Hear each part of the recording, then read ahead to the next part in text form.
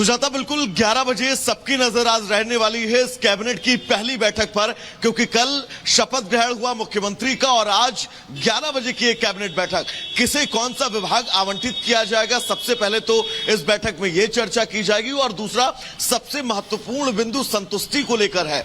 जिनके नाम पर चर्चा होगी, जिनके नाम का पोर्टफोलियो तय होगा, क्या वो उस विभाग से संतुष्ट है और जिस समीकरण के साथ जेडीयू और बीजेपी एक बार फिर से साथ आए हैं, उस समीकरण को कैसे आप आगे लेकर चल सकते हैं, क्योंकि तकरीबन 1.5 साल और बचे हैं और आगे स्थितियां दोबारा न बिगड़े, क्लैशेस दोबारा ना हो, इन तमाम चुनौतियों को समझते हुए यह कैबिनेट की बैठक बहुत महत्वपूर्ण है। इस कैबिनेट की बैठक के बाद एक और सुजाता महत्वपूर्ण बैठक है और यह बैठक नीतीश कुमार के सभी सांसदों के साथ होगी बैठक, क्योंकि बजट सेशन शुरू होने वाला है। 24 में किस तैयारी के साथ वो बिहार की जनता के बीच जाएंगे, क्या संदेश बिहार की जनता के बीच लेकर जाएंगे, इन तमाम बिंदुओं पर बातचीत होगी 12 बजे। यानी कि आज मुख्यमंत्री आवास में दो बहुत महत्वपूर्ण बैठक है। पहली बैठक कैबिनेट की और दूसरी बैठक नीतीश कुमार के सांसदों की बैठक होने वाली है, क्योंकि बदलते राजनीतिक समीकरण, अभी तक आप आरजेडी के साथ, बिल्कुल ये बदलते राजनीतिक समीकरण है। वैभव और लौटेंगे आपके पास, अनामिका भी हमारे साथ बनी हुई है, आपके पास भी लौटेंगे, लेकिन उससे पहले आपको सुनाते हैं कि जेडीयू के प्रवक्ता और नीतीश कुमार के बेहद करीबी नीरज कुमार का बदलती सियासत पर, बदलते सियासी समीकरण पर क्या कुछ कहना है। करती है, वो वोट देने भी आती हैं, तो जो वोटों देने के लिए भारतवर्ष की धरती पर आती है कि नहीं आती है, उस संदेह के घेरे में है। तो उनसे ट्वीट जो करवाइएगा ना, तो जनता इसीलिए बार बार क्विट कर देता है। DMK leader R S Bharathi कहते हैं कि इसकी क्या गारंटी है कि वो कंटिन्यू करेंगे एनडीए, उनकी लगातार टारगेट पर है। ये स्वाभाविक है कि माननीय नीतीश कुमार जी 45 एमएलए की पार्टी और 1.5 वर्ष से हमारा राजनीति हमारे इर्द गिर्द घूम रही है और नीतीश कुमार जी राज्य के मुख्यमंत्री हैं, रहेंगे, 7 निश्चय पार्ट 2 है, रहेगा। प्रशांत किशोर बोलते हैं कि ये 2025 का असेंबली इलेक्शन तक भी नहीं। अब माननीय प्रशांत किशोर जी राजनीति में अभी किशोर हैं। अब इनकी स्थिति यह है कि न इधर के रहे न उधर के रहे, अब बीच का कोई रास्ता है नहीं। इसलिए राजनीति में आप व्यवसाय करिए, उससे बेहतर आपके लिए दूसरा कोई काम नहीं है। राजनीति आपके बस का चीज नहीं।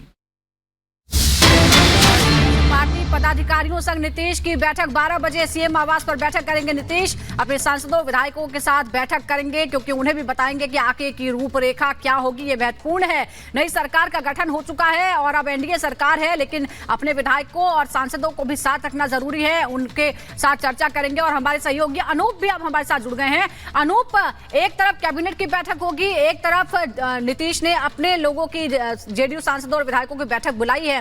जेडीयू को इंटैक्ट रखना अब सबसे बड़ी चुनौती है, क्योंकि तेजस्वी कह रहे हैं कि 2024 में ही पार्टी टूट जाएगी।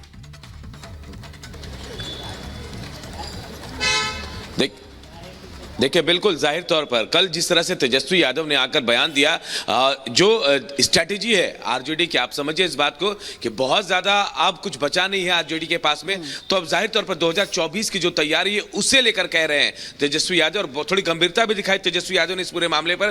कहा यह जा रहा था कि शायद लालू यादव परेड कराना चाहते थे विधायकों को, लेकिन तेजस्वी ने मना किया और कहा कि नहीं, हम जनता के बीच जाएंगे और जनता के बीच से ही हम जो काम करेंगे, हमने जो काम किया उसके बदले जनता हमें अपना साथ देगी। स्ट्रैटेजी पल पल बदल रही है। देखिए, आज बेहद अहम है क्योंकि लालू परिवार की मुश्किलें भी थोड़ी बढ़ रही हैं। ईडी ने आज पूछताछ के लिए लालू यादव को बुलाया है।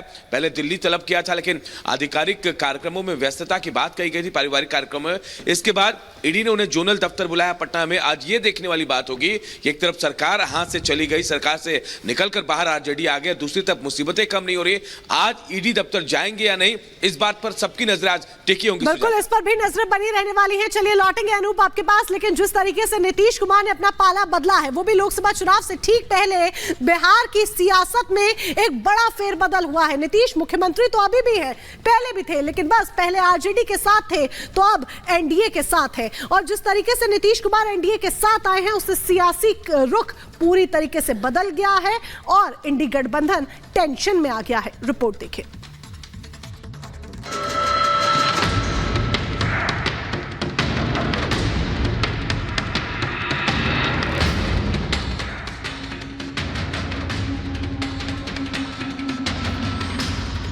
बिहार में जश्न, सियासत का तख्ता पलट। इंडी साफ, 24 में फिर मोदी सरकार। बिहार से शुरू हुई महागठबंधन की कवायद बिहार में ही खत्म हो गई, जिसने पूरे देश भर में जाकर विपक्षी दलों को मनाया।